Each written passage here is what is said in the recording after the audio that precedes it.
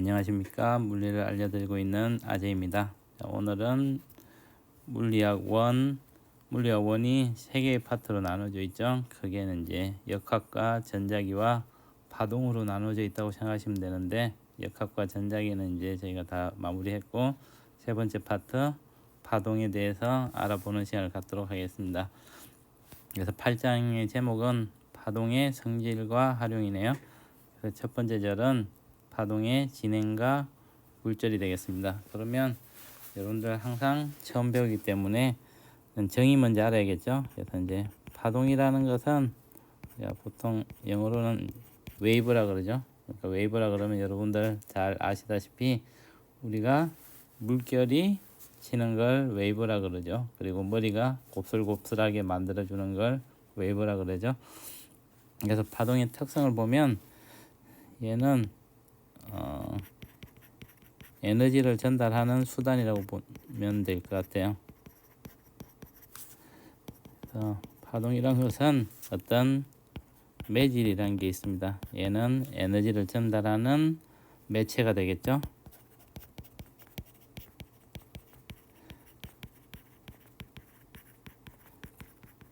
이 매질이라는 게 움직이면서 에너지를 전달하게 됩니다. 그래서 이제 우리가 물결파가 있으면 호수에다 돌을 던지면 물결이 이렇게 퍼져 나가죠, 그죠?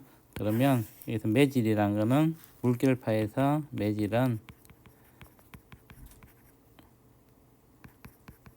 물이 되겠죠. 그리고 우리가 소리의 매질은 공기가 되겠네요.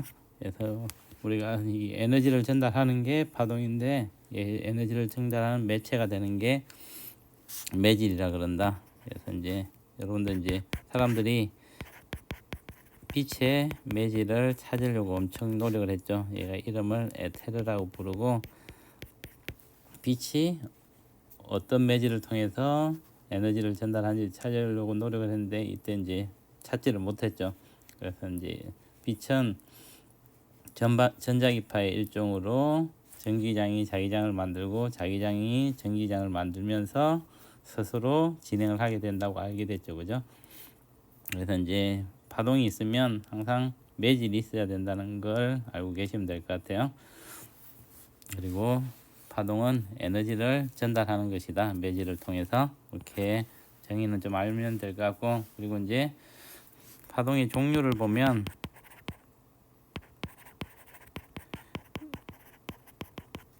파동은 우리가 이제 매질이 진동을 하면서 매질이 진동을 한다 그랬죠. 매질이 가만히 있는 게 아니고 왔다 갔다 하면서 에너지를 전달하겠죠, 그죠? 그래서 매질의 진동 방향과 파동이 진행 방향에 이루는 각도가 얼마냐에 따라서 우리가 횡파와 종파로 나눌 수가 있습니다. 횡파라는 거는 이 그림과 같이 매질이 아래 위로 움직이는데 파동의 진행 방향은 좌우가 되죠, 그죠? 그래서 매질의 진행 방향과 파동의 진행 방향이 90도인 수직인 경우, 이 경우를 우리가 횡파라고 부릅니다. 이 대표적인 게 이제 지진파는 P파, S파가 있는데 S파와 물결파가 있겠죠. 그 다음에 이제 뭐 나중 앞에서 배운 전자기파라든지 이런 것들도 횡파가 되겠습니다. 그리고 이제 종파라는 거는 매질의 진행 방향과 파동의 진행 방향이 똑같을 때, 나란하다 그런 거는 0도나 180도를 이루겠죠, 그죠? 그래서 같은 방향일 때를 우리가 종파라고 부르고, 종파의 대표적인 거는 이제 지진파의 P파와 음파가 있겠습니다. 소리가 이제 공기를 이렇게 흔들어 줘 가지고 가게 되죠, 그죠? 그래서 매질이 좌우로 움직이는데 파동의 진행 방향도 좌우의 방향으로 움직이게 되죠, 그죠? 이런 걸 이제 종파라고 부릅니다. 그래서 파동은 이제 크게 이렇게 두 가지로 이루어져 있다, 이렇게 생각하시면 될 것 같아요. 자, 그 다음에 이제 우리가 알고 싶은 게 이제 용어를 알아야겠죠, 그죠? 그래서 파동의 표현이라는 단원이 나와 있는데 이제 여기서는 이제 우리가 파동이 있으면 얘에 대해서 용어를 좀 정리를 해봐야겠죠, 그죠? 자, 이제 우리가 이게 종파를 보면 이 종파 자체는 개념적으로 이해하기가 쉽지가 않죠, 그죠? 그래서 이제 이런 걸 설명할 때는 횡파를 가지고 설명을 많이 해줍니다. 그래서 보통 이제 이런 거는 여러분들 삼각함수 배울 때 사인이나 코사인을 배웠죠. 이런 애들의 특징이 주기적으로 반복을 하죠. 그래서 주기함수라 그러는데 주기적으로 반복하는 형태를 띠면서 에너지를 전달한다고 보시면 될 것 같아요.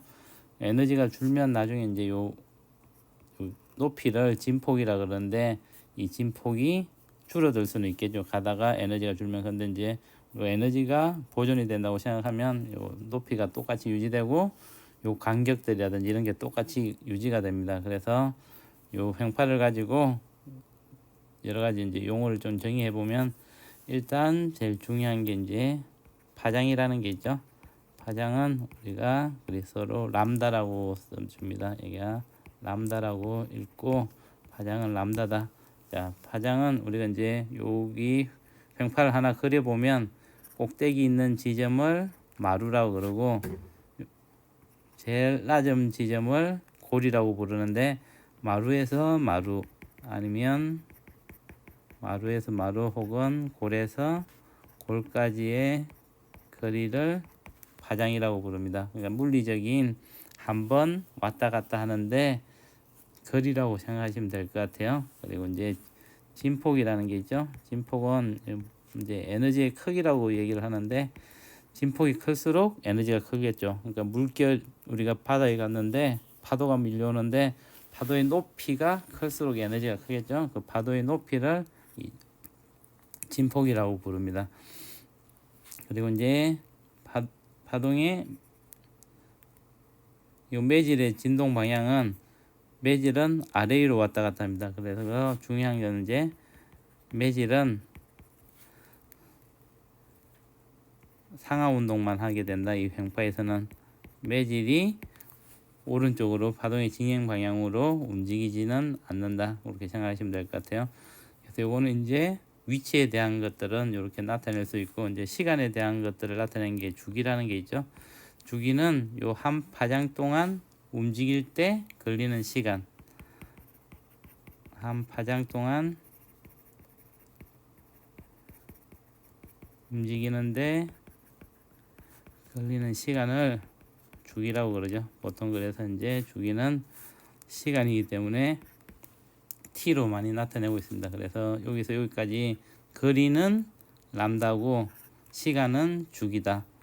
그렇게 생각하시면 될 것 같고 보통 이제 우리가 주기를 많이 쓰지는 않고 진동수를 많이 씁니다. 그래서 진동수는 F라고 보통 나타내고 얘는 T분의 1이라고 생각하시면 될 것 같아요. 주기분의 1이다. 그래서 진동수라는 거는 1초 동안 움직인 횟수라고 생각하시면 될 것 같아요.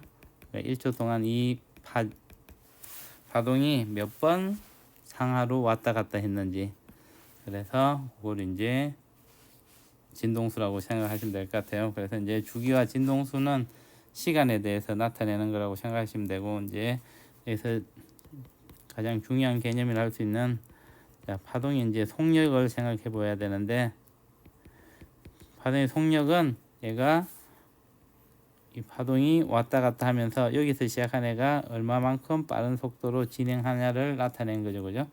그래서 파동의 속력은 V라 그러면 시간분의 거리를 해주면 되겠죠. 그죠? 자, 근데 여기서 여기까지 가는데 걸린 시간은 한 파장 동안 가는데 걸린 시간은 t고 한 파장 동안의 이동 거리는 이 파장이 되겠죠. 그래서 t분의 람다가 되고 얘를 진동수로 나타내면 f 곱하기 람다로 나타낼 수 있겠죠. 그죠? 그래서 가장 첫 번째로 여러분들이 알아야 될 공식은 파동의 이동 속력은 f 곱하기 람다로 나타낼 수가 있다. 이거는 알고 가시면 될 것 같아요. 그래서 이제 처음으로 나오는 공식이니까 파동에서는 이제 가장 중요한 공식 중에 하나죠. 시간분의 거리니까 시간은 주기고 거리는 파장이니까 t분의 람다고 f 곱하기 람다로 나타낼 수가 있다. 그래서 이제 요거는 알고 계시면 될 것 같아요. 그 다음에 이제 우리가 파동에 대해서 좀 여러분들이 공식 외에 이제 물리에서 외울 게 별로 없는데 이제 외울 것 중에 하나가 요거라고 생각하시면 될 것 같아요. 속력과 파동과 파장이 줄 같은 게 있으면 줄이 굵은 줄이 있고 얇은 줄이 있겠죠. 그리고 우리가 물결파가 지나간다 그러면 수심이 깊은 곳이 있고 수심이 얕은 곳이 있죠. 그죠? 거기에서 뭐가 달라지고 뭐가 일정한지 그런 것들은 머릿속에 좀 기억을 하셔야 될 것 같아요. 요거는 이제 여러분들이 대학 가면 원리 같은 걸 배우시게 될 텐데 지금은 결과가 이렇다고는 외우고 넘어가시는 게 좋을 것 같아요. 그래서 이제 줄에서의 속력을 보면 자, 줄이 우리가 굵은 줄과 얇은 줄이 있는데 얘가 이렇게 처음에는 굵은 줄이 있다가 나중에 얇은 줄로 바뀌게 되면 중요한 게 이제 진동수는 변하지 않는다는 겁니다. 여기서 밑에 물결팔도 나오는데 이때도 진동수는 변하지 않는다. 그래서 이제 중요한 게 진동수는 변하지 않는다는 걸 일단 기준으로 두고 생각하시면 될 것 같아요. 그러면 V는 F 곱하기 람다니까 진동수가 변하지 않으면 F는 람다분의 V잖아요. 그죠? 그래서 V가 커지면 F가 일정하기 때문에 람다도 커지고 그리고 V가 작아지면 람다도 작아지고 그런 기본적인 걸 생각하고 문제를 접근을 하시면 될 것 같아요. 그래서 이제 진동수가 변하지 않고 자 이게 굵은 줄과 얇은 줄이 있으면 굵은 줄에서 얇은 줄로 가면 얇은 줄이 속력은 빨라진다. 속력이 빨라지니까 파장은 길어지겠죠. 그죠?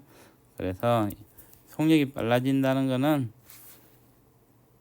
진행 속도가 빨라진다는 거겠죠. 그죠? 그래서 이제 사실은 이제 이거는 에너지 측면에서 보면 매질이 움직이는데 무거울수록 매질의 움직임이 느리겠죠. 그래서 속도가 더 느리겠죠. 그죠?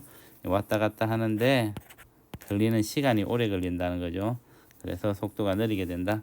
그리고 물결파의 경우에는 물결이 이제 우리가 바다 깊은 곳에서 파동이 만들어져서 얕은 곳으로 이제 사람들이 여기서 쉬고 있겠죠. 그죠? 우리가 쓰나미 같은 거 보면 바다 가운데서 지진이 일어난다든지 이럴 때 이제 파동이 밀려서 해안가로 와서 사람들한테 피해를 주는 게 해일이잖아요. 그죠?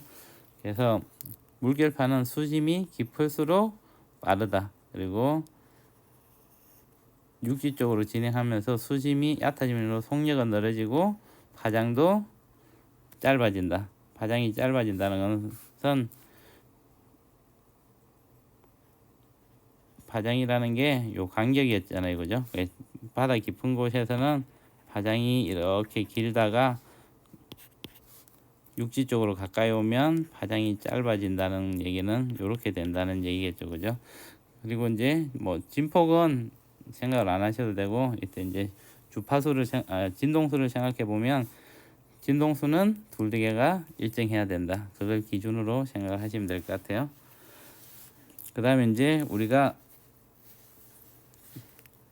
일상생활에서 이제 많이 겪게 되는 게 이제 가장 많이 겪게 되는 건 소리의 속력이겠죠.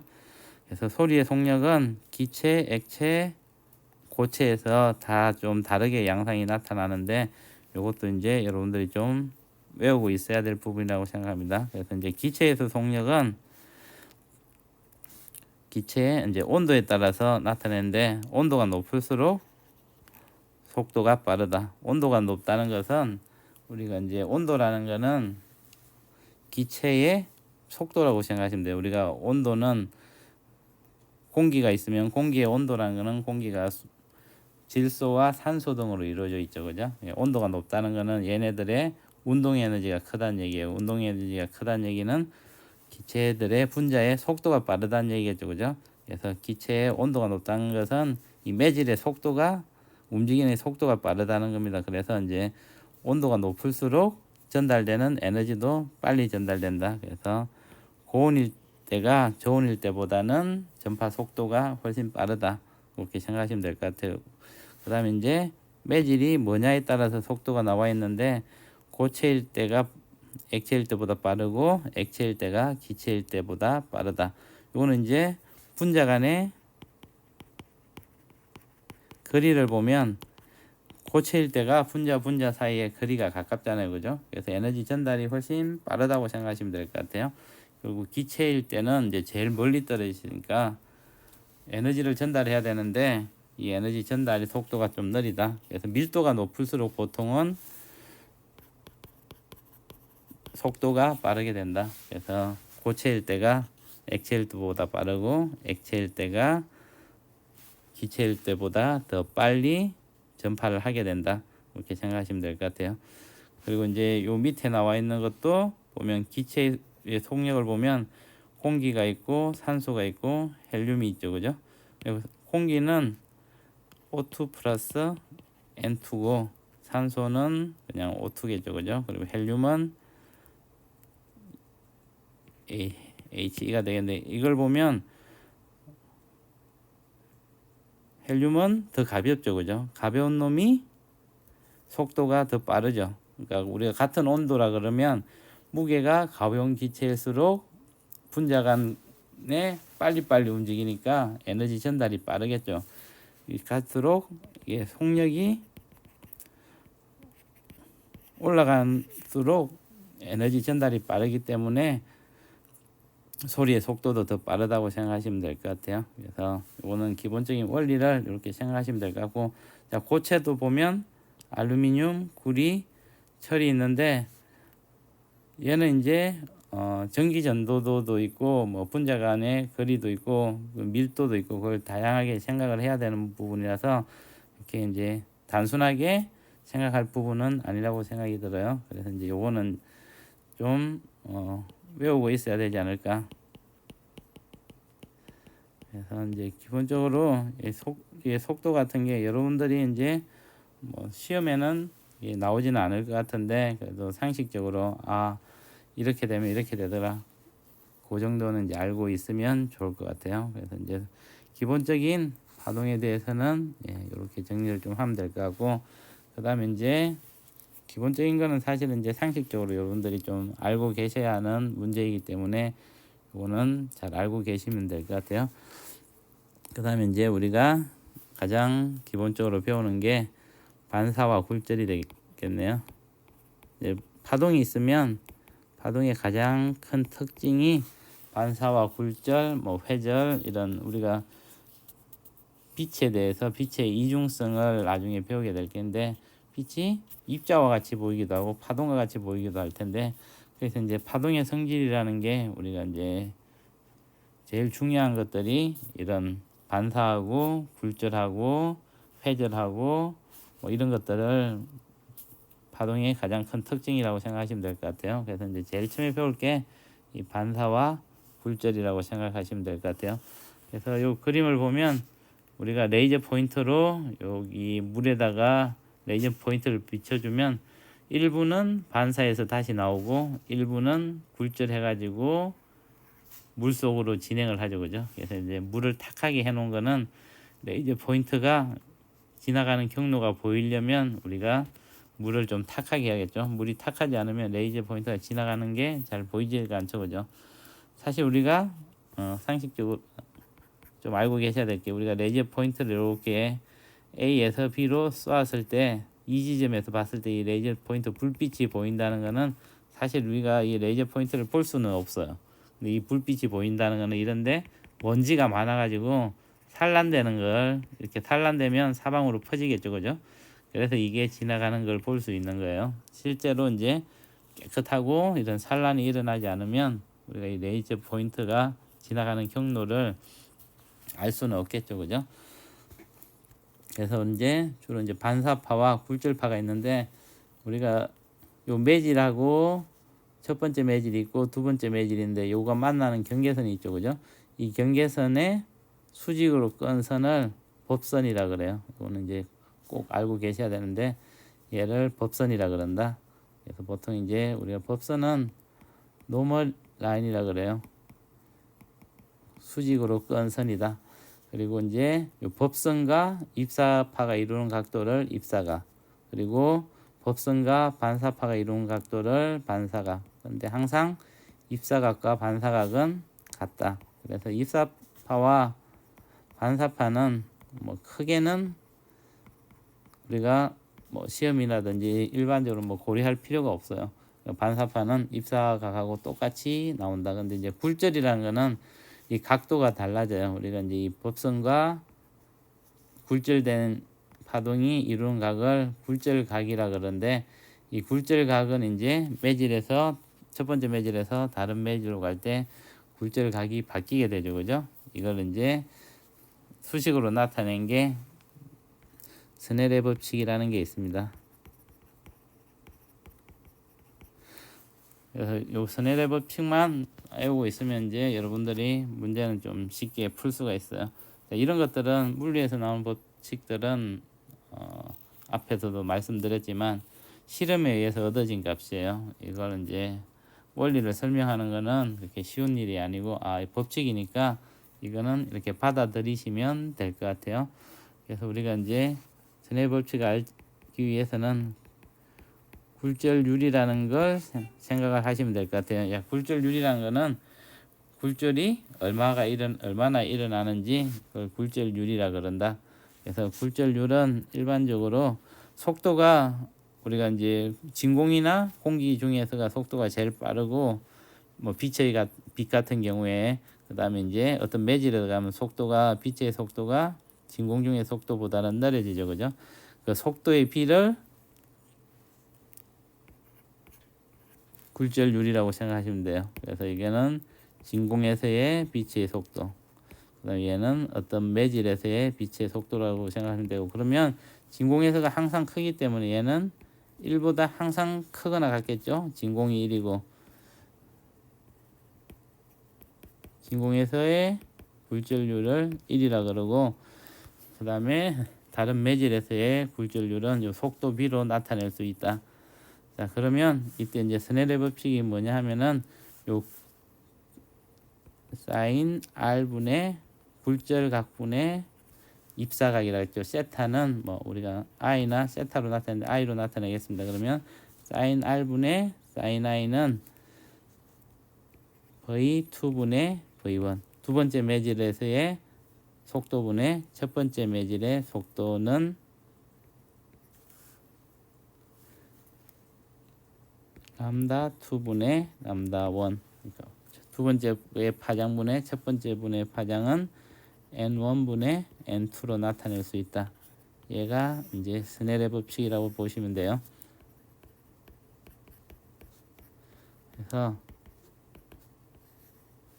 매질에서 다른 매질로 들어갈 때 파동의 특성을 나타내는 게 이 스넬의 법칙이라고 생각하시면 될 것 같아요. 그래서 이제 우리가 파동 문제를 풀 때는 주로 이제 굴절 문제, 나중에 이제 회절이나 이런 것들이 나오긴 하는데, 그거는 이제 우리가 이제 정량적으로 푸는 문제는 별로 없습니다. 이제 정량적으로 우리가 풀 수 있는 문제는 그런 스넬의 법칙을 이용한 굴절 문제라고 생각하시면 될 것 같아요. 그래서 이제 이런 굴절 현상이 뭐 나타나는 것들을 생활 속에 여러 가지를 보면,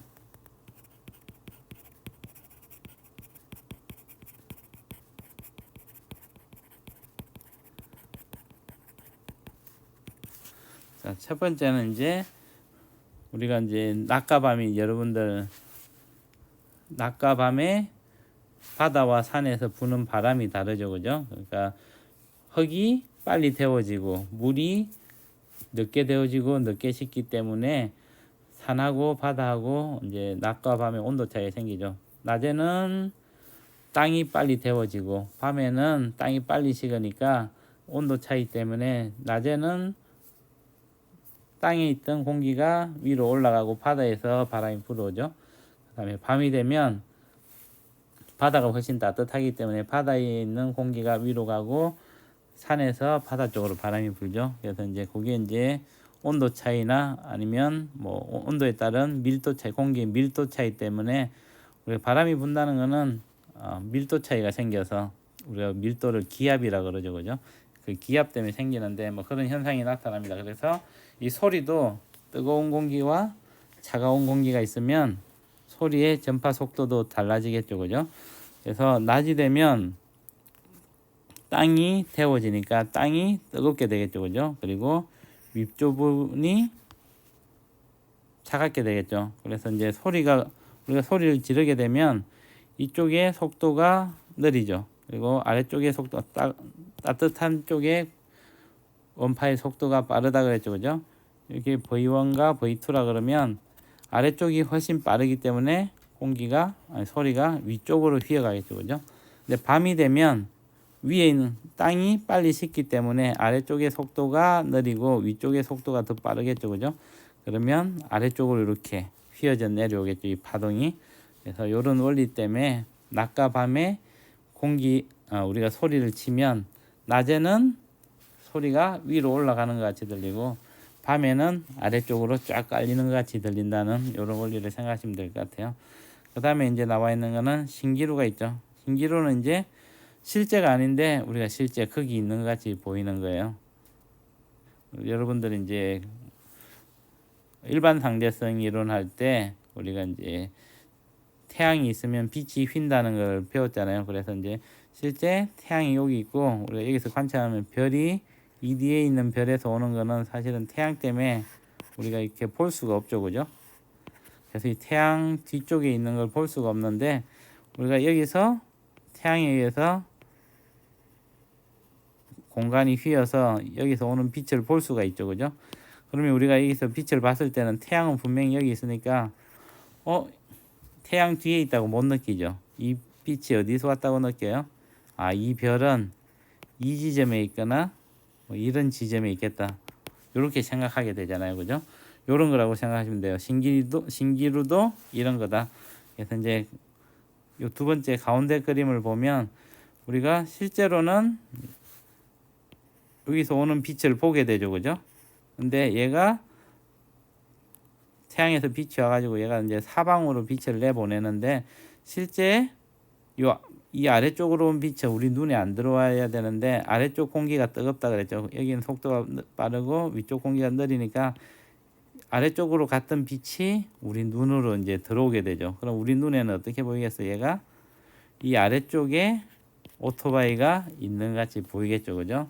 이런 현상은 실제가 아니고 이게 휘어져 와가지고 우리가 얘가 다르게 있는 것 같이 느껴지겠죠. 우리 눈은 빛이 보이는 쪽에서 실제 빛이 왔다고 생각하잖아요, 그죠?